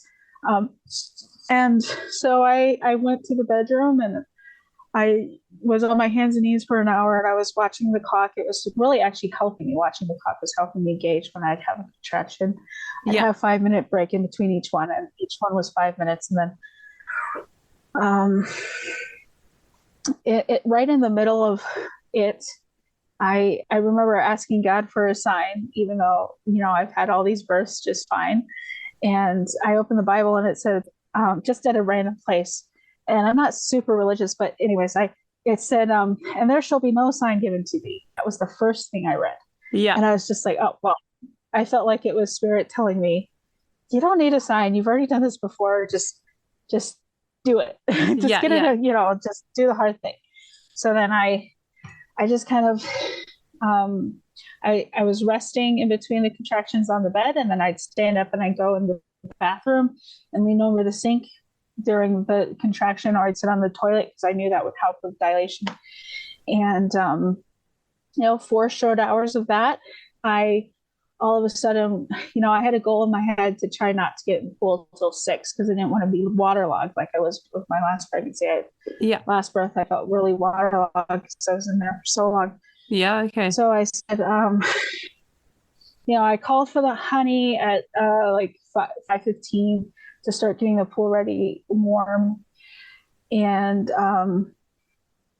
by 5:20, I walked into the bathroom and had another contraction. And I started having to squat with each contraction. It was just involuntary. Yeah. It was just happening. And then my water just broke on the bathroom floor, just splat. Yeah. And I said, honey, come, the baby's coming. It's no time. Yeah. Stop So resting. he comes running in. He's like, do you want help with the pool? And I kind of had this like, do I want to have this baby on land? I didn't have any plans to have the baby on land. I kind of didn't want to move. Yeah. And I kind of sobbed, I don't know what to do. And he's like, honey, I can help you get to the pool. Let's get to the water. And so I said, okay, let's do it. And so we beeline to the pool, which was, just a few steps away, but moving when your baby's right there is kind of hard. But I flopped into the pool and splashed the whole room. Yeah. And then I had him jump in and put counter pressure on my my tailbone. Yeah. And I pushed, and baby's head came out. I said, the head's here. I breathed, and then I pushed again, and her whole body came out. And then she floated towards my husband, but yeah, her her foot was still stuck. So I said, "Hey, honey, could you help me pull the baby out? She's just really gently. She's here." So he reached down and he kind of just gently pulled while I pushed just a tiny bit, and her foot popped out. Wow. Which was just kind of a strange, unique thing. Yeah. And then he passed her through, and I sat back, and then I had about 15 minutes, and the contractions started, and I passed the placenta pretty quickly. Yeah. But it was super rocky, and it felt like it might not all be there. So then the next 3 hours, I was kind of like, I went and took a shower. I breastfed. I sat up, and then I laid down, and I breastfed twice. And then I went to the shower, and I squatted, and I passed a bunch of blood clots, and then went to the toilet and passed one big last like trace membranes, I believe, again. Yeah. And then I tucked into bed and had a little bit of nap, and then the kids got to wake up and meet the baby. Yeah. What's her name? Yeah, that was my last. I finally had a quick birth. All my other ones were kind of a little bit on, 9 and 15 hours and whatever. So that was exciting. What's her name? Her name is Vashti. Oh, how do you spell that? Let's see. My brain needs to write it. That's okay. Vashti. It's actually in the Bible. She's the queen that refused to go naked in front of the king and his friends. Wow. And we liked that, like, she said no to the government and even her husband, like was like, no, this is my body. I'm not going to be nude in front of you guys. And then Esther came in. So it's in the book of Esther, but we really liked her kind of power story. Yeah. So we called her Vashti Elvira. Yeah. And she has been she is such an easy baby, my best nurser. She's already mostly sleeping through the night. Oh my goodness, what the heck? And I mean, and she's such a healthy baby, and she's sleeping like 6 hours each night. Wow. So my menstrual cycle's already back. So but I'd like to take a break. We want a big family, but I'm like, I kind of need a break. It's been 3 years to pregnancy and nursing without a break. So but that's my story. I know it was a bit long. Sorry about that. No, but like just so many lessons, and I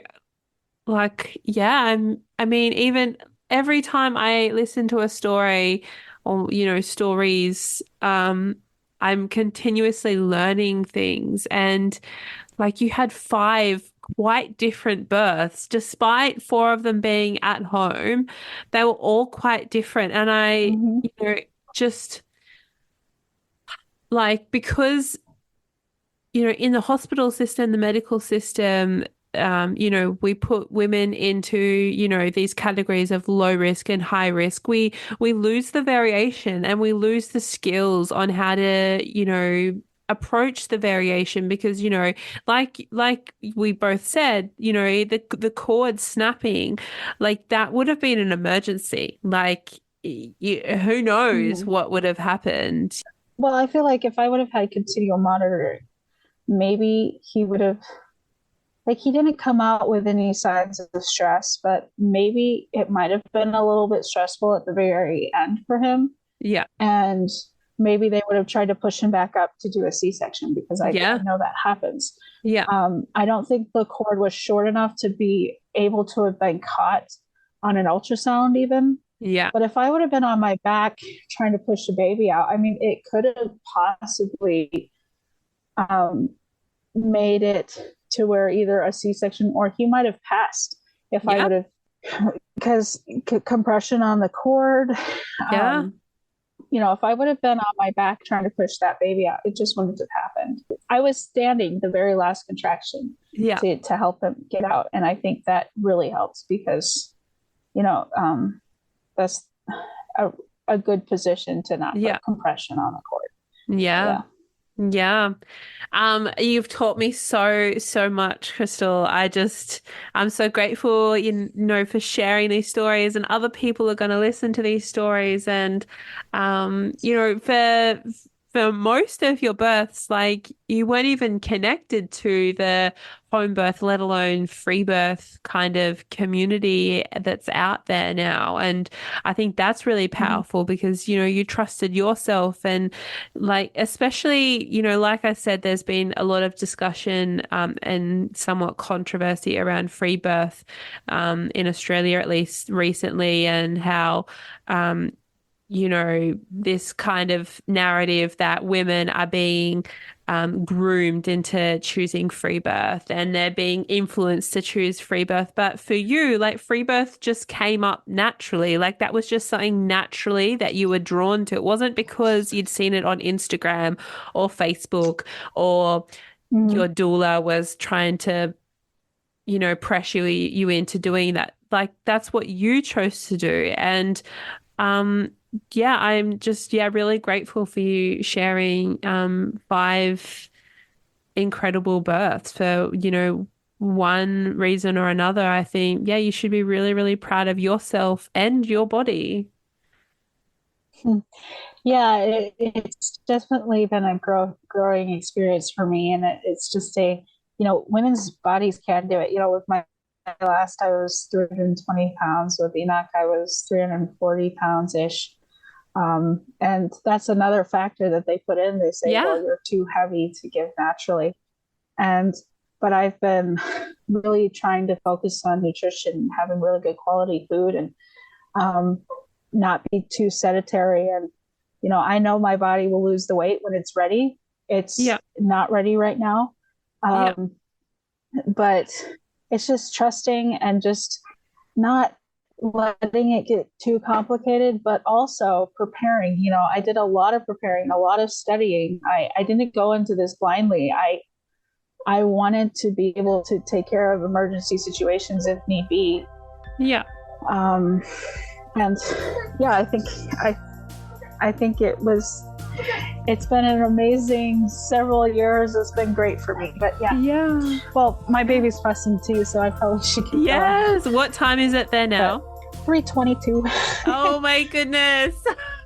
Yes, definitely. Thank you so much for talking.